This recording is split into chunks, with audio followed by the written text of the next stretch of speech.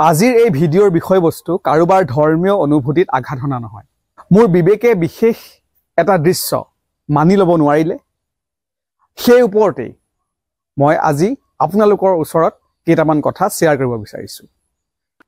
প্ৰথমে এই ভিডিঅ'টো চাই লওক, তাৰ পাছত আমাৰ মনৰ অভিব্যক্তি প্ৰকাশ কৰিম।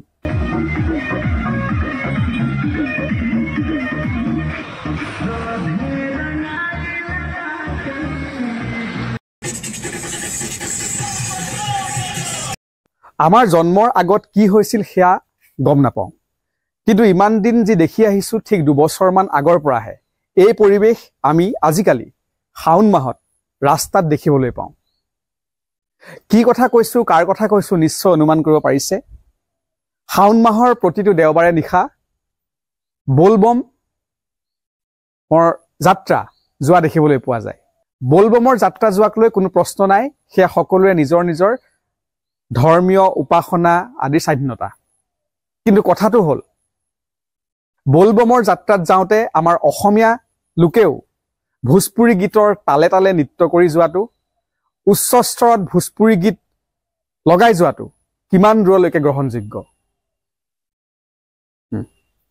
ভগৱানৰ ওপৰত বিশ্বাস অবিশ্বাস, আৰাধনাৰ কৌশল সকলোৰে ভিন্ন ধৰণৰ হ'ব পাৰে। এই সন্দৰ্ভত কাৰো একো দ্বিমত নাই। কিন্তু আপুনিও চাগে এইকেইদিন, বিশেষকৈ দেওবাৰে যেতিয়া আপুনি আপোনাৰ গাড়ীখন লৈ বা বাইকখন লৈ আপুনি যেতিয়া ৰাতি ক'ৰবালৈ গৈছে, তেতিয়া আপুনিও চাগে নিশ্চয়কৈ বহু উচ্চ স্বৰত ভোজপুৰী গীত বজাই একাংশ লোকে গেৰুৱা বস্ত্ৰ পৰিধান কৰি ধৰ্মীয় কামত যোৱা দেখিছে। লোকবিশ্বাস অনুসৰি শাওণ মাহটো মহাদেৱক আৰাধনা কৰিবৰ বাবে অত্যন্ত এক পবিত্ৰ মাহ। এই মাহত যদি মহাদেৱক আৰাধনা কৰা হয় বা মনৰ পৰা যদি কিবা এটা বিচৰা হয়, তেন্তে ফল সিদ্ধি হয় বুলি এক লোকবিশ্বাস আছে। গতিকে এই শাওণ মাহৰ প্ৰতিটো দেওবাৰে নিশা বহু লোকে কি কৰে, এঠাইৰ পৰা পানী সংগ্ৰহ কৰে আৰু পানী সংগ্ৰহ কৰি খোজকাঢ়ি গৈ সোমবাৰে পুৱা শিৱ মন্দিৰত গৈ সেই পানীখিনি শিৱৰ চৰণত বা লিংগত অৰ্পণ কৰে। আৰু এই যাত্ৰাটোকে কোৱা হয় বলবম বুলি কোৱা আমি শুনিবলৈ পাওঁ। ইমানলৈকে সকলো ঠিকে আছে। আমি কেতিয়াও কোৱা নাই যে বলবমত যাব নালাগে বা যাব লাগে, আমি কেতিয়াও কোৱা নাই।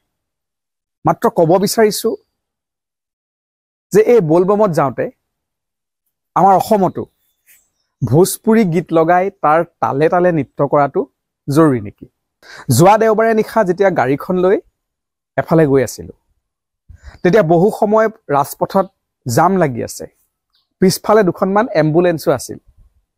সেই সময়ত দেখিছিলোঁ গাড়ী লৈ একাংশ লোক, কিছুমানে গাড়ী লৈ গৈছে, কিছুমানে খোজকাঢ়ি গৈছে,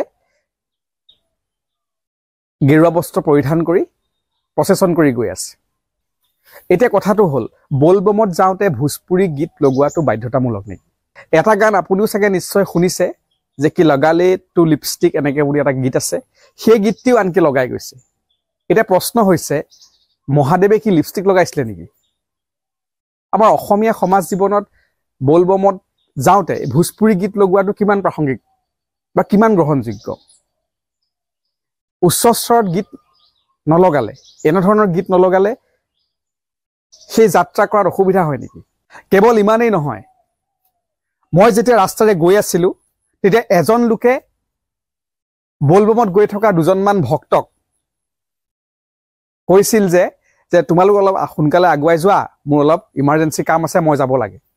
তেতিয়া সেই ভক্তকেইজনে উভতি ধৰি লোকজনক বেয়া ব্যৱহাৰ কৰিলে আৰু তেওঁক ক'লে যে এয়া আপোনালোকৰো দায়িত্ব, আপোনালোকৰ গাড়ীৰ পৰা নামি আহি আমাৰ লগত বলবমলৈ বলক। মই সকলোৰে কথা ক'ব বিচৰা নাই। এনেকুৱা ধৰণৰ মানসিকতাৰ কিছুমান মানুহৰ বাবে যে সকলোৱেই জগৰীয়া হৈ পৰে বা সকলোৰে ওপৰতে যে দুখ পৰি যায়, সেই কথাটোহে জনাব বিচাৰিছোঁ।